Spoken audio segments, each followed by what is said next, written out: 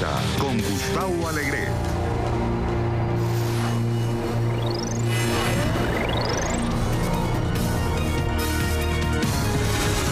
¿Veto a la caravana de migrantes centroamericanos? Trump estaría considerando emitir orden ejecutiva para impedir paso de esta y futuras caravanas migrantes. Elecciones presidenciales en Brasil. ¿Logrará el candidato del Partido de los Trabajadores, Fernando Haddad, frenar la victoria del ultraconservador Jair Bolsonaro?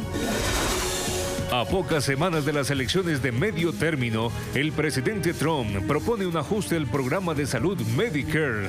¿De qué se trata?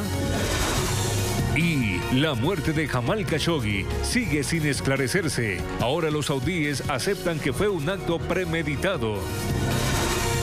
Comienza Club de Prensa desde Washington con Gustavo Alegret.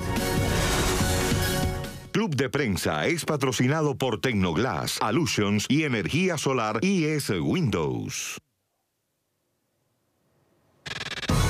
Tiempo para el análisis en nuestra mesa de trabajo en esta hora que comienza aquí en Club de Prensa con los analistas que están ya en nuestra mesa en Washington. Pablo Pardo, corresponsal del diario español El Mundo. Pablo, buenos días. Buenos días. Bienvenido a Club de Prensa. Con Sara Barderas, que es corresponsal de la agencia DPA, la agencia alemana, corresponsal en Washington. Sara, bienvenida. Gracias, buenos días. Y Enrique Gómez Batista, corresponsal del diario brasileño O Globo. Enrique, ¿cómo estás? Buenos días. Gracias, buenos días. Mucho que comentar hoy. También hablaremos de cómo va esa intención de voto en esas elecciones presidenciales en Brasil este fin de semana, pero no podemos despegarnos de la actualidad estadounidense, que está marcada por un nivel de tensión que se incrementa cada día y cada segundo que aparecen nuevos paquetes, como los dos que han aparecido y que reportábamos en el programa La Mañana en las últimas horas. Ya son 12 esos paquetes y tienen, señores, señora, un común denominador, y es las voces críticas dentro del Partido Demócrata y particularmente esas voces muy críticas con el presidente Trump. Trump en las últimas horas ha intentado volver a marcar la narrativa de la campaña electoral y que está a la vuelta de la esquina, menos de 2 semanas, insistiendo en sus políticas migratorias. Lo hizo anunciando el envío de efectivos a la frontera, lo hizo diciendo que cerraría la frontera, lo hizo ayer por la noche en la Casa Blanca filtrando que están preparando una orden ejecutiva para bloquear el acceso de los migrantes, pero hace pocos minutos ya ha ido derecho al tema, ha cogido el toro por los cuernos y ha vinculado los paquetes bomba con las elecciones, por primera vez desde que se conocen, y ha dicho que los republicanos lo estaban haciendo muy bien, iban muy bien en la intención de voto, del voto temprano, hasta que apareció el bomb stuff, ha dicho. El tema de las bombas, y bombas entre comillas, como jugando con el juego de palabras de la noticia bomba y las cartas bomba. Pero en cualquier caso dice que el momentum republicano, ese gran momento, se ha detenido. ¿Es ya directamente un tema de campaña? Sí, por supuesto. Hay que tener en cuenta que Donald Trump es una persona que hará lo que haga falta para mantenerse en el poder. Y como parte de eso es mentir de una manera manifiesta. En primer lugar, los republicanos no estaban yendo bien en el voto por adelantado. No se sabe cómo estaban yendo. Estaba habiendo un voto por anticipado muy grande, cercano al que hay en las elecciones, en las elecciones presidenciales, que es mucho más próximo.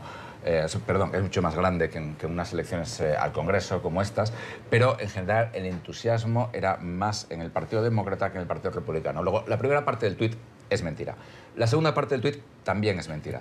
Esta cosa de las bombas, entre comillas, es decir, estamos hablando de un presidente de una administración que se inventó una masacre musulmana, la matanza de Bowling Green, que salió hablando Kellyanne Conway, portavoz o asesora de Trump, inventándose esta matanza. Y ahora de pronto resulta que estas bombas lo pone entre comillas. Y viene a acusar de lo que se lleva acusando en bots y en trolls en Internet y en Twitter y en Facebook desde hace varios días a los demócratas de automandarse estas bombas. Bots y trolls son esas cuentas detrás de las cuales parece que no hay personas, sino máquinas, que lo que hacen es contribuir a la difuminación o diseminación de mensajes de manera interesada sobre el tema que sea, en este caso sobre la política estadounidense. Efectivamente.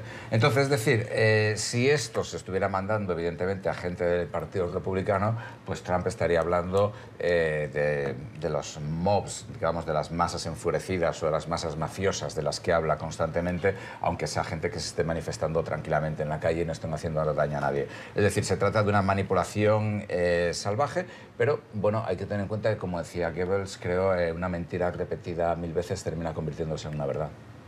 Además, en las últimas horas hemos conocido que diversos asesores de la Casa Blanca han explicado a medios estadounidenses que el presidente está, dos cosas. Por un lado, profundamente enojado por la vinculación que los medios y la opinión pública hacen de su retórica de campaña con lo que está sucediendo con los paquetes bomba.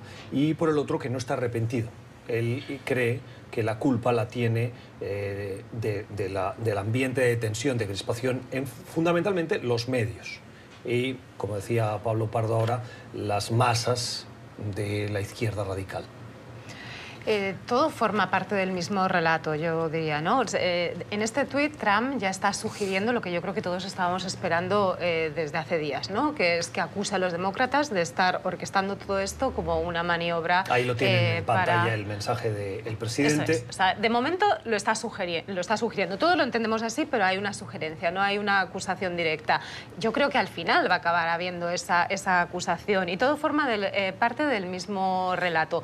No, tú antes decías que quizá de la inmigración ha pasado al tema de las bombas. Yo creo que al final todo es lo mismo. Trump lleva, ya son varios días, más de una semana, marcando a diario la agenda, pero marcándola claramente. ¿Quién se acuerda de Kavanaugh? ¿Os acordáis alguno de Kavanaugh ahora mismo? Porque Kavanaugh, todo el escándalo con la nominación de Kavanaugh y la entrada en la corte, era una gran baza para los demócratas. Habían conseguido movilizar a mucha gente, lo que pasa que ya sabéis que los ciclos electorales y los ciclos antes de unas elecciones son muy rápidos. El ciclo de Kavanaugh terminó porque de alguna forma Trump con su caravana, digo su caravana porque la caravana que pinta Trump es muy distinta a la caravana que estamos viendo avanzando hacia Estados Unidos. Su caravana lo copa todo, ha ido soltando, como decía Pablo, diseminando mentiras, ¿no? Pero tenemos un relato ahora mismo. El relato ahora mismo de Trump y la Casa Blanca es que hay miles de personas, entre ellos muchos criminales y terroristas yihadistas, que es lo que quería sugerir cuando habla de gente de Cercano Oriente, viniendo hacia Estados Unidos. Están todavía, creo que son unos 1.600 kilómetros como poco, porque hay varios caminos que pueden tomar. Parece que el camino más corto no va a ser el que tomen, pero el camino más corto de donde están ahora mismo son 1.600 kilómetros. Son semanas lo que faltan para que esa gente llegue aquí. Él habla como si estuvieran a las puertas de Estados Unidos y estuvieran a punto de derribar las puertas de Estados Unidos para invadir el país. Ayer filtró su administración lo de que va a mandar 800 militares a la frontera. No sabemos todavía si son miembros del ejército, si son miembros de la Guardia Nacional. Ya hay 2.100 miembros de la Guardia Nacional en la frontera, que los mandó en abril en otro movimiento cosmético hacia sus bases, que prácticamente no están haciendo nada porque no pueden detener, no pueden participar en esa. Pero bueno, él de momento ya tiene los titulares con 800 militares que envió para allá. Anoche se filtra lo de la orden ejecutiva, que está preparando una orden ejecutiva para frenar.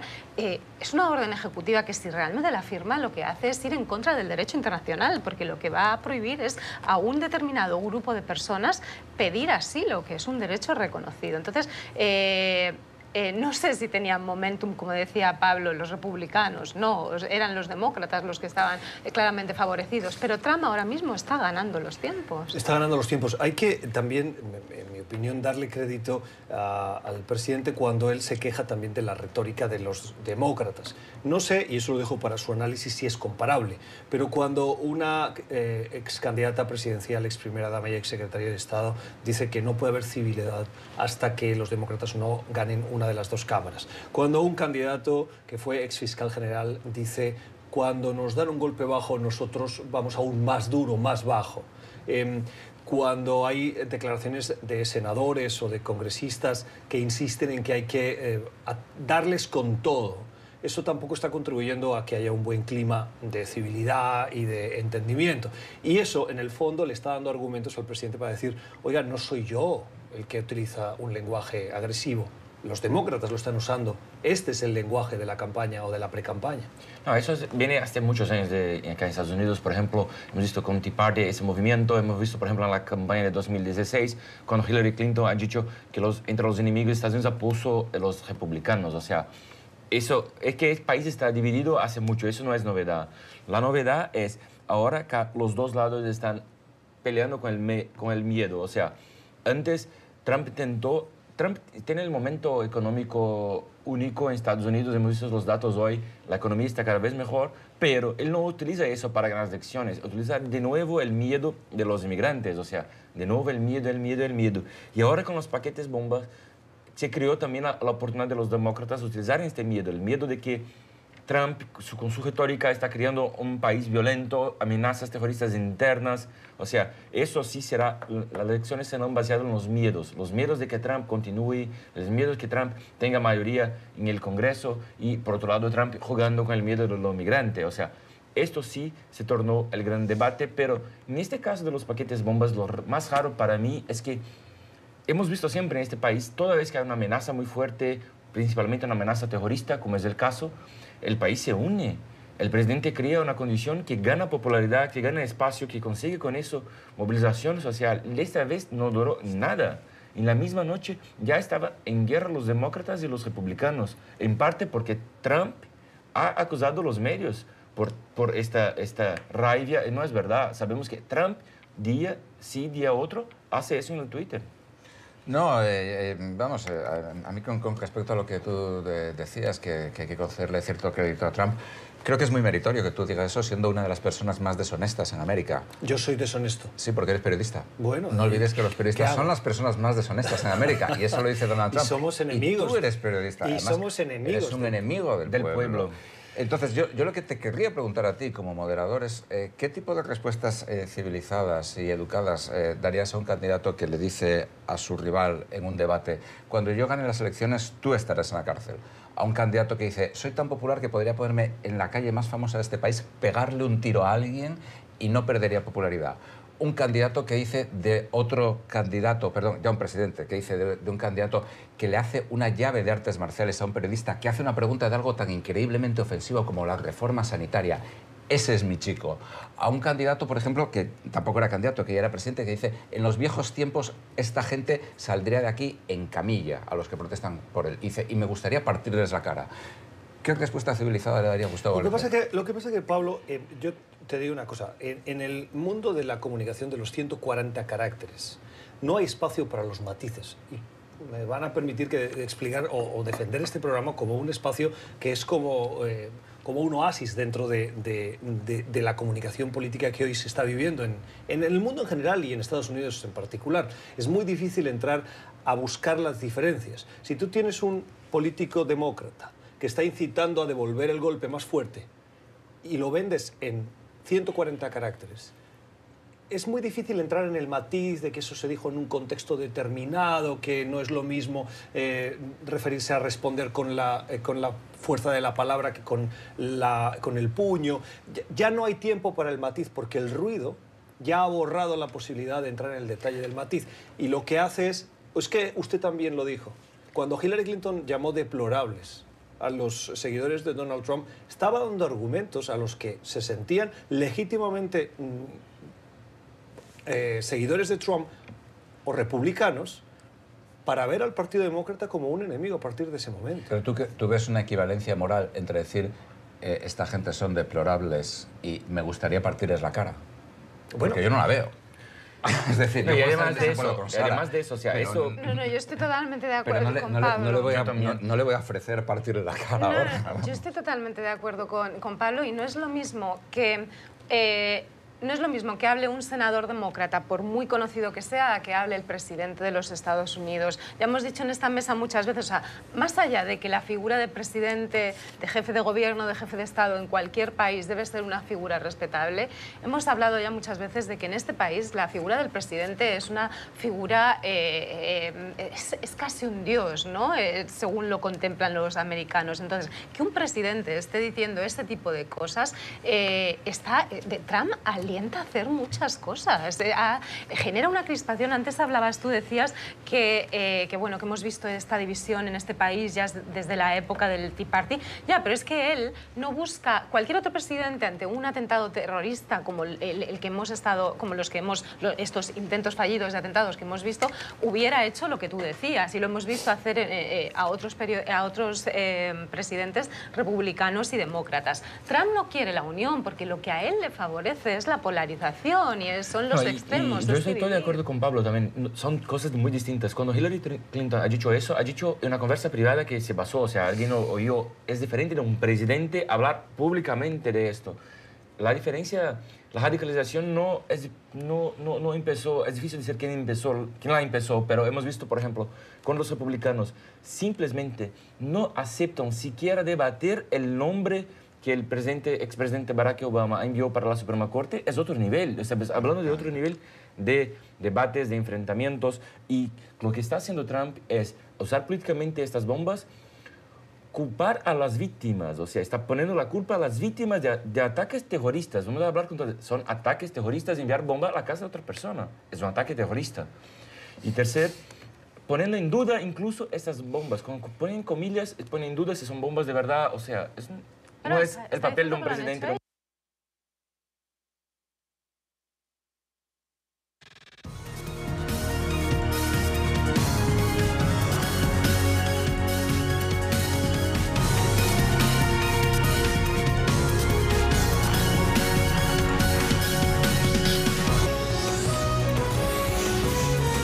Continuamos con Club de Prensa. Estamos en nuestra mesa de trabajo en Club de Prensa. Les pedimos disculpas por la salida abrupta del primer segmento del programa de hoy. Por una cuestión técnica tuvimos que hacer esa pequeña pausa, pero la retomamos en la conversación que manteníamos con nuestros analistas y conversábamos sobre esa intención de la Casa Blanca de avanzar una orden ejecutiva, Sara, y nos contabas que es una orden ejecutiva que puede ser comparable al veto migratorio. Sí, de hecho, por lo que yo he leído, lo que sacaron anoche algunos medios estadounidenses pretende basarse en el mismo, digamos, en el mismo precepto legal para ello, ¿no? Y decía también Enrique, y en eso estoy totalmente de acuerdo, que al final da igual si la orden ejecutiva entra en vigor o no. Vuelvo a lo que decía antes, Trump está marcando los tiempos para las elecciones, este es el titular de hoy, esto es algo que a sus bases, recordemos esas bases blancas, contrarias a la inmigración, que acusan a los inmigrantes de sus males, esto es algo que gusta a su base, que la moviliza. Entonces, bueno, si realmente esa orden ejecutiva es firmada, será contestada en los tribunales, pero también, como decías, no sé si eso lo han oído nuestros televidentes antes, como decía Enrique, en el momento en el que un tribunal frene esa orden ejecutiva, los seguidores, Trump tendrá, digamos, más material más carbón para alimentar la chimenea, ¿no? Sí, exactamente, lo creo. Pero que hemos visto en estos 2 años acá, Trump no quiere necesariamente barrar a los migrantes, pero quiere crear hechos políticos para con eso poner este punto más en evidencia que el punto de las bombas. Este es muy claro que con este caso de las bombas, este tema se perdió la importancia porque de verdad es un tema menor. Hablé con muchos expertos, no hay ninguna señal de crisis inmigratoria en la frontera, nada. Las cifras son menores que hace años, es cierto. Exactamente, nada que se parece incluso cuando los haitianos fueron en grupo para acá. O sea. Al respecto de este punto, esta mañana escuchaba una emisora de radio que es muy prestigiosa aquí en Estados Unidos y una voz del estado de Texas, de un ciudadano que estaba cerca de la frontera, decía, sí, puede ser necesario construir el muro, nos ayudará en la seguridad, pero la imagen de caos que describen los medios y la política estadounidense sobre la situación en la frontera no responde a la realidad. Aquí las cosas, estamos tranquilos, no hay una situación de emergencia nacional. Bueno, es que yo creo que yo coincido con mis compañeros. O sea, yo creo que Trump necesita una crisis migratoria. Es decir, Trump, si nos fijamos, Trump siempre ha utilizado crisis. Es decir, cuando ganó las elecciones hablaba de las inner cities, como digamos el centro de las ciudades, ¿no? Que suponen que son guetos casualmente siempre se asocia a los afroamericanos y a los latinos viviendo en los guetos estos, que es como era el centro de las ciudades en los años 80, y esto a la gente que vive en las zonas rurales les espanta mucho. Resulta que aquí en NTN estamos en el centro de la ciudad de Washington y nadie, yo creo que nunca nos ha vendido droga, ni ha habido ningún tiroteo. Estamos al lado de la Casa Blanca, al lado del Banco Interamericano de Desarrollo. Compra un apartamento aquí, a ver si se puede compra un apartamento pagar. aquí, efectivamente, y mira cuántas granjas puedes comprar en Kansas con ese precio. Entonces, ahora mismo con esto se El trata... estado de Kansas. Por decir un estado en el cual los republicanos se arrasan, el estado de Utah o Idaho o esos estados de gran belleza natural, en los cuales no vive nadie. Pero vamos, es decir, esa es la cuestión. Y entonces, él siempre necesita crear crisis. Entonces, ahora mismo está alimentando esta crisis. También tiene el mismo recurso, digamos, que los populistas. Creo que lo he comentado en este programa, que Nicolás Maduro, es decir, Trump controla todos los resortes de la política de Estados Unidos, controla el Congreso, controla la Casa Blanca y controla el Tribunal Supremo. Y aún así da la impresión de que sus enemigos están en todas partes mandando bombas falsas, mandando un ejército de centroamericanos que van a invadir Estados Unidos. El Salvador va a invadir Estados Unidos y lo va a ocupar. Entonces es una situación completamente absurda. Vamos a cambiar de asunto para avanzar y poder tocar algún espectro más de la actualidad de hoy. Este fin de semana, saben, hay elecciones en Brasil, la segunda vuelta. Hace tan solo 2 o 3 semanas en la primera vuelta pasaron 2 candidatos, el candidato Jair Bolsonaro, considerado por los analistas de extrema derecha, y Fernando Haddad, del Partido de los Trabajadores. El candidato del Partido de los Trabajadores, Haddad, está buscando desesperadamente en esta recta final superar en intención de voto. No lo ha conseguido y parece que Jair Bolsonaro es el candidato inevitable para ser presidente de Brasil, pero lo que sí hemos visto es que ha conseguido recabar unos últimos apoyos en esta recta final de campaña, Enrique, que podrían ayudarle en ese objetivo. Bueno, lo que hemos visto es que luego después de la primera vuelta, Bolsonaro estaba casi con 60% de las intenciones de voto, estaba tranquilo, decidió no participar de ningún debate en la segunda vuelta, primera vez que eso pasa. Y bueno, estaba muy tranquilo, pero empezaron a surgir nuevas polémicas. Su hijo grabó un video diciendo que estaba solamente un soldado, un cabo para cerrar la Suprema Corte de Brasil, otras polémicas de esta naturaleza. Y lo que hemos visto es que empezó de nuevo a crecer la rejección a Bolsonaro y los números están más cerca. La encuesta que salió ayer por la noche, la diferencia cayó 6 puntos. Hoy, por ejemplo, Bolsonaro tiene los votos totales 48%, Haddad 38%, o sea, una diferencia de 10 puntos, siendo que hay 6% de las personas que no saben quién votar y 8% de blancos y nulos que tal vez deciden votar. O sea, en la recta final creóse un poco de emoción que no hemos tenido en toda la segunda vuelta y tal vez hay un espacio muy raro, muy difícil. Los expertos dicen que es casi imposible para Haddad, pero tal vez Bolsonaro gane con una diferencia menor de lo que todos los imaginaban. O sea, la exposición muy clara de que Bolsonaro tuvo que volver atrás en muchos temas más polémicos ahora en la segunda vuelta. Están creciendo la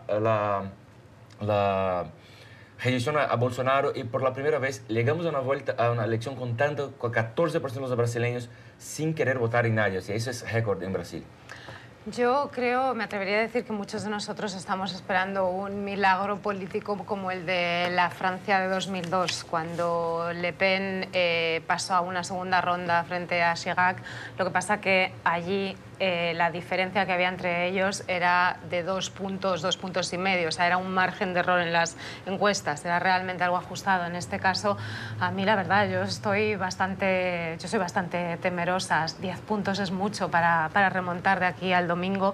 Y yo siempre me pregunto, ¿por qué? Le preguntaba a un gran amigo mío que es corresponsal en tu país, le preguntaba ayer, pero ¿por qué no estamos viendo una unión de un frente democrático contra Bolsonaro que claramente está acariciando ideas de la dictadura militar que hubo en el país?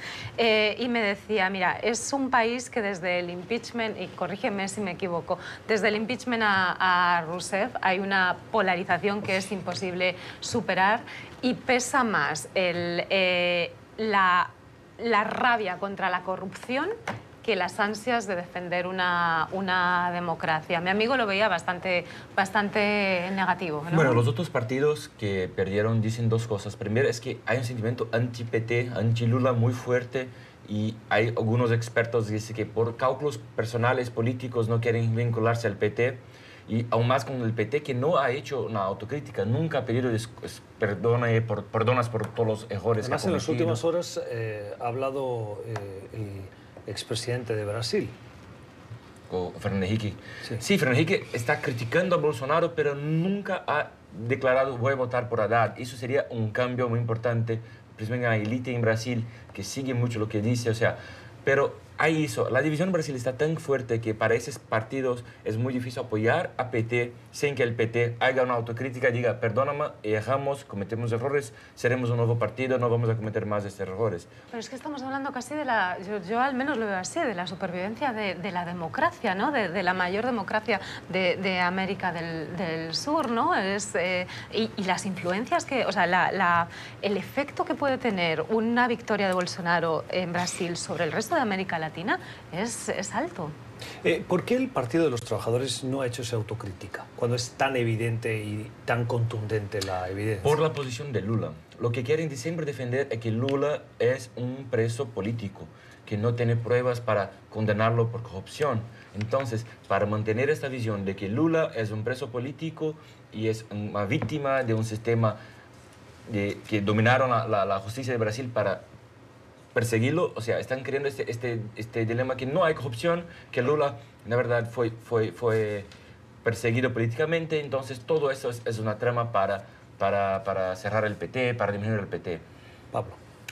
Bueno, yo la verdad que no tengo ni idea de por qué el Partido de los Trabajadores no ha llevado a cabo autocrítica. No, y solamente una cosa, el partido de derecha que también están involucrados en corrupción tampoco han hecho autocrítica, o sea, nadie en Brasil hace autocrítica. Lo que sí que es llamativo, precisamente, yo hablaba esta semana o la semana pasada, con el CEO de JP Morgan para América Latina, Martín Marrón, que él además vivió durante 4 años en Brasil, y decía que lo que más le sorprendía era que la sociedad brasileña se hubiera polarizado de esta forma. Él decía que Brasil era una sociedad que, al contrario que otras sociedades en América Latina, era mucho menos propensa, digamos, a caer en este tipo de extremos.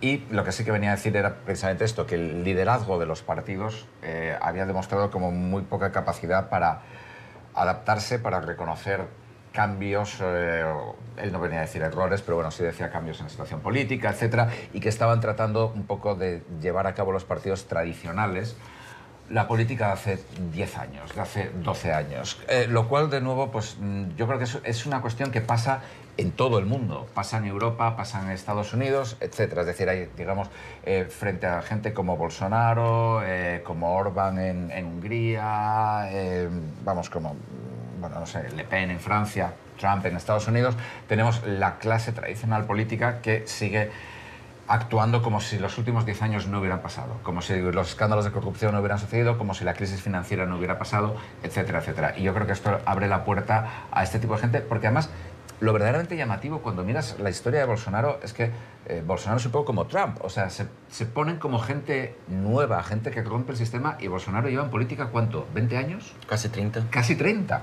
Es decir, y resulta que este es el hombre fresco, que no tiene experiencia en política, que viene de fuera y que lo va a solucionar todo, pues, a bofetadas. Sí, y bueno, en ese momento ningún partido ha hecho la autocrítica, ni los partidos de derecha. Gran parte de los partidos de derecha están adheriendo a la campaña de Bolsonaro porque quieren mantener sus posiciones en el gobierno. O sea, no hay en Brasil un movimiento todavía para crear una concentración, una frente nacional, una frente amplia, por muchos motivos. Creo que podemos quedar a la tarde hablando de los temas y cómo Brasil todavía no llegó a este momento para crear esta frente nacional, cómo hay un miedo, a veces exagerado, del PT, y hemos visto eso. O sea, cada vez más, desgraciadamente, menos espacio para el diálogo y menos espacio para la convivencia. Cuando el propio candidato que está liderando las encuestas ha dicho que quiere eliminar los ojos de Brasil, eliminar la oposición, no es un buen señal, ¿no? Interesante. Tengo que hacer una pausa, pero al volver me gustaría que conversásemos sobre la caravana de migrantes que se dirige a Estados Unidos, no desde el punto de vista de la política de las elecciones de medio término, sino sobre el rol que puede haber jugado esa política en la confección de las circunstancias o el ambiente económico y sociopolítico que viven esos tres países y cuál es la responsabilidad que tiene Estados Unidos más allá de este presidente o de esta administración en que esas condiciones de futuro de los ciudadanos que viven en Centroamérica no haya mejorado. Volvemos en 2 minutos y abordamos esta y otras cuestiones de la actualidad.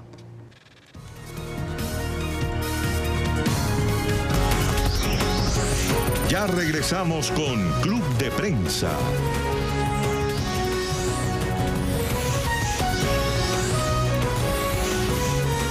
Continuamos con Club de Prensa.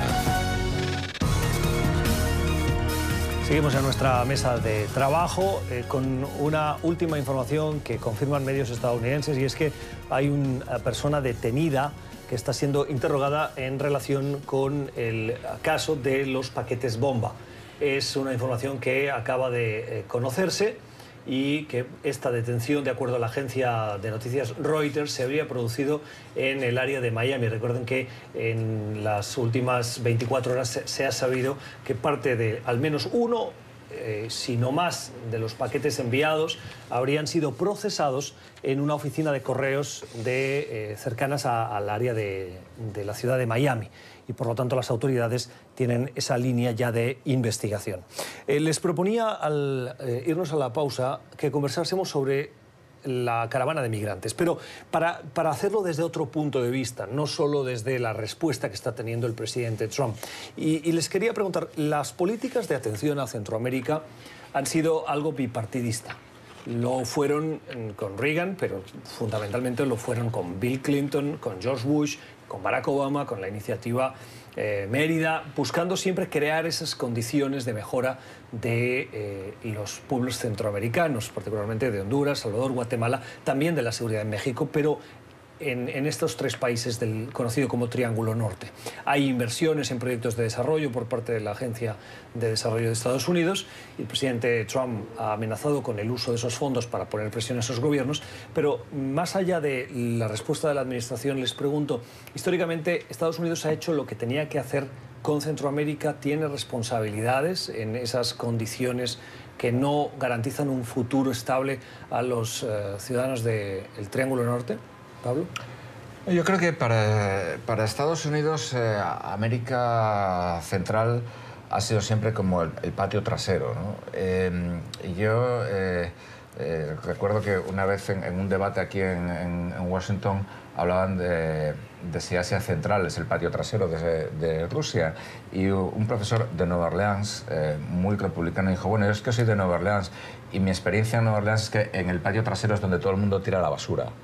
¿Qué quiero decir con esto? No que estoy diciendo que Estados Unidos tirará la basura en América Central, ni que América Central o Asia Central sean digamos, basureros, ni mucho menos, pero sí que es un sitio al que no se le presta atención, al que se tiene con una indiferencia muy considerable. Y Estados Unidos nunca ha reconocido ningún tipo de responsabilidad en Centroamérica. Del mismo modo que, por ejemplo, Europa Occidental tampoco nunca ha reconocido, en particular Francia, nunca ha reconocido ningún tipo de responsabilidad en sus excolonias africanas.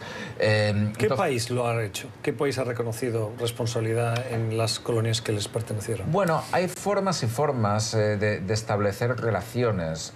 Por ejemplo, Gran Bretaña con sus colonias, digamos, siempre ha tratado de tener una relación buena o relativamente buena. España probablemente porque nunca tuvo siempre hubo una mayor igualdad en la relación entre España y las colonias, porque España no era ya una superpotencia como Gran Bretaña o Francia cuando sus colonias se hicieron independientes, sí tuvo que tener más cuidado con sus colonias, por así decirlo. No con todas, porque de Puerto Rico y de Cuba pues nos echaron porque no nos queríamos ir, o sea, nos echaron de la peor forma porque, bueno, aquello ya era una cosa espantosa en 1898 y tuvieron que llamar a los americanos. Es decir, no estoy diciendo que España fuera un ejemplo, pero sí es eso. También es cierto una cosa, y con esto ya termino. Centroamérica ha sido también el campo de batalla entre Estados Unidos y otros países. Y han sido otros países, yo creo que también tienen una responsabilidad muy grande. No hay que culpar solamente a Estados Unidos. Venezuela está tratando de comprar apoyos en América Latina. Cuba y la Unión Soviética también intervinieron en América Central. Es decir, América Central ha sido no solamente ignorada por Estados Unidos, sino utilizada también por otros países.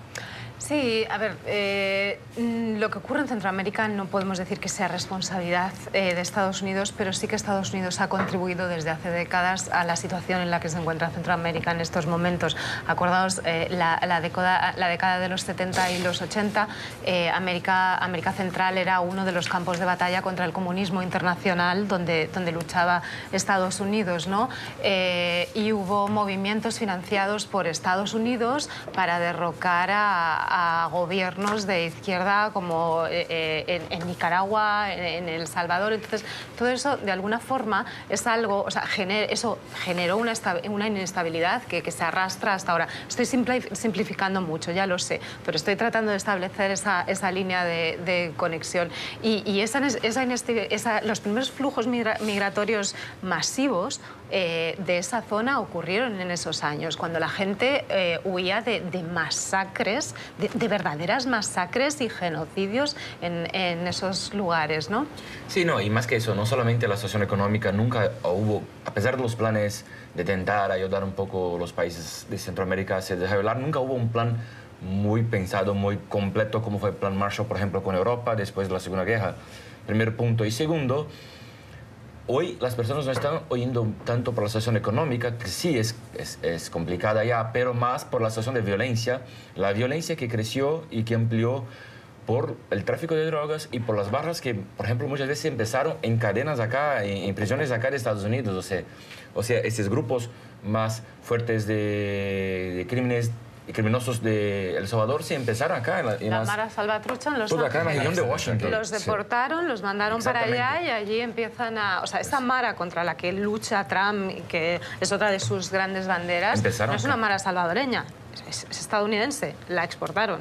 O sea, y solamente hay tanta violencia. Para algo que exporta a Estados Unidos, porque se está quejando siempre de que no exportan nada, pues bueno, han exportado. Siempre tan irónico, Pablo Pardo. Los deportaron. Eso no es nuevo, ¿no? Y por el movimiento de drogas que solamente viene porque los americanos lo consumen, o sea, y acá cada vez más hay políticas de suavizar eso, de tratar con naturalidad, de tratar los usuarios como enfermos o como que sea, y no sé, o sea, eso sí es bueno, pero no se puede con eso intentar hacer una guerra. Nunca va a acabar el tráfico de drogas si mantiene acá el consumo. O sea, tienes que cambiar urgentemente la manera como los países ven las drogas en el mundo y está más que claro que este tipo de tratamiento de la guerra contra las drogas no tiene solución. Vamos a otro asunto de la actualidad. Les pido un comentario. El presidente Trump, entre las políticas que está impulsando, ha tenido una propuesta que se enfrenta directamente con la industria farmacéutica, y es la de querer que determinados medicamentos en Estados Unidos mejoren o bajen sus precios de acuerdo a una tabla, dice la propuesta, que equipare el coste de esos medicamentos al de esos mismos medicamentos en países desarrollados. Es decir, ¿por qué en Estados Unidos un medicamento tiene un precio astronómico cuando ese mismo producto o un genérico similar en el mercado europeo, por poner otro ejemplo, o canadiense, tiene un coste mucho más asequible? ¿Es realista pensar que se va a poder manipular desde el Ejecutivo el precio de un producto que vende el sector privado, Sara? Bueno, lo primero, estamos ante otro de esos relatos electorales, ¿no? Ayer Trump salió con este tema porque el Partido Demócrata, su gran bandera para estas elecciones en materia de política ha sido la sanidad, ¿no? Que quien no viva en Estados Unidos quizá no lo sabe, pero esto es un desastre. O sea, el sistema sanitario en este país está concebido para que tengas dinero. Si no tienes dinero, puedes literalmente morirte. Pero bueno, en fin, eso es otra cosa. No le dejan pasar ni una, ¿eh? Ni una, no le dan crédito al presidente esto no es culpa. El sistema sanitario no es culpa de Trump, aunque Trump quiere hacerlo mucho peor, porque pero déjame que termine, que esto para mí es muy importante. Quiere negar el acceso a la sanidad a personas con, ¿cómo se dice en español? Condiciones preexistentes. Claro, eso quiere decir, cuando tú tienes una enfermedad, las aseguradoras no te aceptan porque como tú ya tienes esa enfermedad, estás fuera, con lo cual es una sentencia tremenda ¿no? Pero, bueno, eso, quería decir que no es responsabilidad de Trump este sistema sanitario. Obama intentó mejorarlo, pero fue también un absoluto desastre. Pero es que realmente yo no sé cuál es la forma de arreglarlo tal y como está. Pero bueno, el caso de las medicinas, en este país las medicinas son tan altas, entre otras cosas, porque no existe un estado regulador de los precios como existe, por ejemplo, en el sistema de bienestar europeo. Trump, con esta medida, lo que intenta es acercarse un poco a lo que es Europa. Voy a negociar con las farmacéuticas, les voy a imponer de alguna forma, pero yo dudo mucho que pueda salir adelante. Y te cedo la palabra, perdón, Pablo. Pablo, brevemente, para que hable también. ¿Dónde pondréis vosotros a la sanidad de Azerbaiyán? Una ex república soviética de Asia Central. Hoy estás muy preguntón, ¿no?, a los miembros de la mesa. Bueno, si queremos un debate. ¿Dónde lo pondrías tú? Justamente al lado de Estados Unidos. Esto lo dice la agencia de noticias Bloomberg, que es americana. Precisamente el tercer país con la sanidad más eficiente del mundo es España. Y es el primer país, de hecho, porque los otros dos son ciudades-estado, son Singapur y Hong Kong. Yo creo que yo coincido con Sara completamente. Esto se trata de política del 6 de noviembre. El 7 habrá que verlo. Es decir, Trump hasta el momento ha renunciado a cualquier tipo de control sobre los precios de los medicamentos. Estaba mirando ahora mismo los datos, es decir, la insulina, que es un medicamento que no es sofisticado y que la gente lo necesita porque si no se muere, ha subido en precio medio de $75 a 250 desde el año 2008 en Estados Unidos. Vale $300 un frasquito así que yo compré, no para mí, para mi gata que es diabética, $300. Estamos hablando de una cuestión que es pura supervivencia. También es verdad otra cosa que dicen las farmacéuticas. Si en Estados Unidos se imponen control de precio, van a tener muchos menos incentivos para investigar. Sí, y no solamente esto, tenemos que pensar que estamos hablando del lobby más poderoso de Washington. El lobby de las farmacéuticas es más fuerte, más influyente que los lobbies de las armas, por ejemplo. Y es un sistema que todo se creó... ¿Y que el agrícola también? Bueno, mucha gente dice que son comparables. Y bueno, y que todo el sistema de salud en Estados Unidos fue un poco moldado por esas compañías. Nosotros, incluso de Latinoamérica, no estamos hablando solamente con españoles, pero Latinoamérica nos sorprendemos con el sistema de salud. Y acá no hay salud preventiva. Todo es medicamento, medicamento, medicamento. Es un sistema horrible que no funciona. Tenemos que hablar de verdad. Los sistemas de salud de Brasil son mejores que acá. Sin ninguna duda. Por otra parte, hay que tener en cuenta una cosa. Trump habla del Medicare, que el Medicare es la asistencia sanitaria para los ancianos, que votan republicano, pero no está hablando del Medicaid, que es la asistencia sanitaria para la gente pobre. Para ellos no está hablando de que los medicamentos vayan a ser más baratos. Y los Medicaids votan demócrata. Los Medicaid no votan. No votan, los pobres. No votan, ese es su problema. Bueno, vamos a hacer otra pausa en esta recta final de Club de Prensa y al regreso conversamos sobre los últimos puntos y sabremos cuál es la peor semana para nuestros invitados. ¿Quién te ha tenido la peor semana?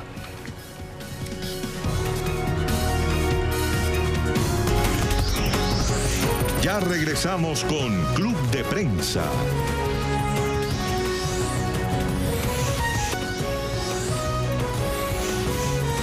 Continuamos con Club de Prensa.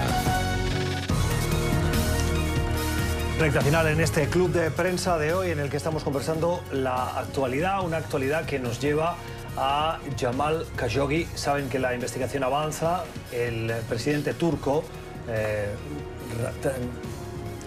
Erdogan, pero el nombre es Recep Tayyip Erdogan. Exacto, gracias. A veces uno se confunde con tanto nombre internacional. En cualquier caso, las autoridades turcas han insistido en que eso fue premeditado, fue planificado y están pidiendo a las autoridades saudíes que extraditen a los responsables.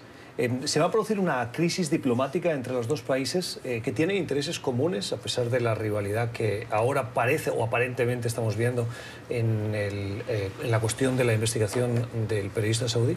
Al decir entre los dos países, dices entre Estados Unidos y Arabia Saudí o entre Arabia Saudí y Turquía. Turquía y Arabia Saudí. Yo creo que entre Turquía y Arabia Saudí hay una, y esta es la clave probablemente de toda la crisis, hay ya una crisis muy grande. Es decir, son dos países que compiten, digamos, por el control o por la supremacía en el mundo suní musulmán. Hay gente que dice que el hecho de que precisamente el descuartizamiento, el presunto descuartizamiento vivo de Khashoggi se realizara en el consulado saudí en Estambul era precisamente una manera de los saudíes de lanzar un mensaje claro al gobierno turco, y sí que efectivamente hay una una tensión muy grande. Turquía está más alineada ahora con Irán, que es el enemigo tradicional de Arabia Saudí y también de Estados Unidos.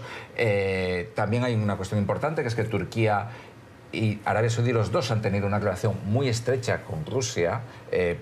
Porque, ¿qué va a hacer Rusia? Sobre todo que es uno de los mayores productores de petróleo y tiene también una frontera en común con Turquía y tiene tropas en Siria. Pero yo creo que la rivalidad, por decirlo casi suavemente, entre Turquía y Arabia Saudí ya está en marcha. No sabemos si, porque tanto Erdogan como Bin Salman, el príncipe heredero de Arabia Saudí, que es quien manda, son tipos un poco, pues, como que se enfadan y hacen cosas muy de cara a la galería. Entonces, a lo mejor tal vez podamos tener alguna escenificación, alguna retirada temporal de embajadores, algún tipo de actividad en ese sentido. Y acordaos de que Erdogan calificó directamente de brutal asesinato premeditado hace ya unos días la muerte del periodista, ¿no? Y al margen de eso, parece que ahora mismo el punto bueno, la reacción de Estados Unidos, el comunicado de la Fiscalía saudí el otro día, tiene que ver con una grabación que sería la prueba de lo que ocurrió con el periodista, que solo puede venir de un micrófono instalado por las autoridades turcas en el consulado saudí, ¿no? Eso dicen los analistas. En caso, o cataríes. Hay quien dice que eran los de Qatar, que tienen un enfrentamiento con Turquía. Yo sé que les gustaría abundar en el tema, pero tenemos que ir a la mala semana. Y quiero saber quién ha tenido una mala semana para ustedes.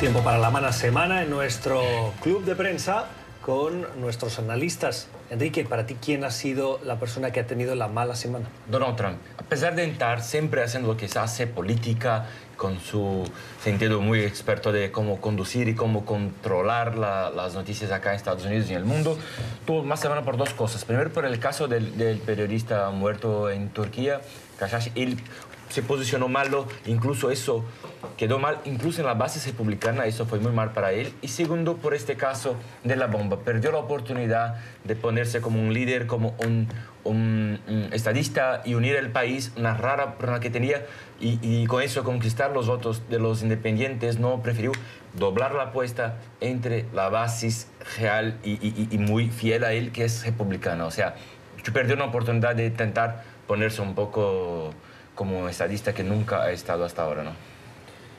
Sara.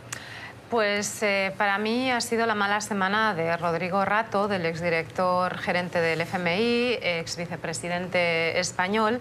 Entró en la cárcel esta semana para cumplir condena por apropiación indebida durante sus tiempos de presidente de lo que era la Caja de Ahorros Caja Madrid, que luego pasó a ser Bankia, que recuerdo a nuestros televidentes que fue el banco que estuvo en el origen de la crisis financiera en España y el que se llevó la mayor parte del rescate de Europa. Bueno, pues Rato entró para cumplir una condena de, creo que eran 4 años, son 4 años y medio, que antes hablábamos que seguramente acabará quedándose en menos por beneficios y buen comportamiento y demás, pero Rato sigue teniendo un juicio pendiente a partir de noviembre por las presuntas irregularidades que se cometieron cuando Bankia, el banco del que les hablaba, salió a bolsa.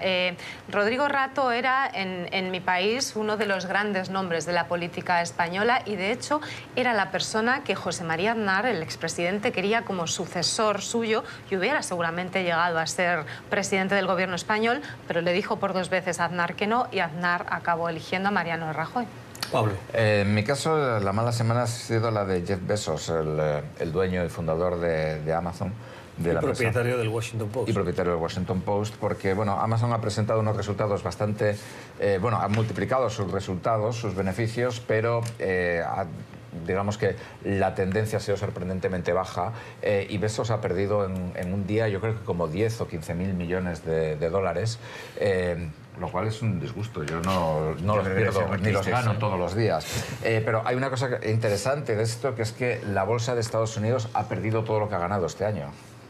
¿Pero eso qué tiene que ver con Bezos? Eso no tiene nada que ver, pero vamos, ¿qué quiero decir? Es un apunte, es una cosa llamativa, es decir, Google tampoco le está yendo excesivamente bien y bueno, es una cosa interesante el hecho de que... Pero ¿sabes? Para cerrar el programa, nos quedan medio minuto, leí esta semana que el hecho de que se haya incrementado la competencia por parte de las grandes empresas de distribución en Estados Unidos está beneficiando al consumidor porque está forzando la baja de precios y grandes cadenas como Target o como Whole Foods están poniendo presión, lo cual en un mercado que parecía dominado por Amazon, el mercado de la compra a través de Internet, se está viendo ahora diversificado, lo cual está beneficiando a los consumidores. Han bajado los precios en Whole Foods, doy fe de ello. Sí, bueno, Whole Foods es una cadena de supermercados en Estados Unidos que fue comprada por Jeff Bezos, propietario de Amazon y del Washington Post. Lo tenemos que dejar aquí. Les veo con ganas de seguir hablando, pero que descansen. Hasta aquí nuestro club de prensa de hoy. Lo hemos compartido con Enrique Gómez Batista, con Sara Barderas y con Pablo Pardo. A ustedes les agradecemos su tiempo, les deseamos un feliz viernes y sobre todo un feliz fin de semana, seguro muy merecido. Que descansen.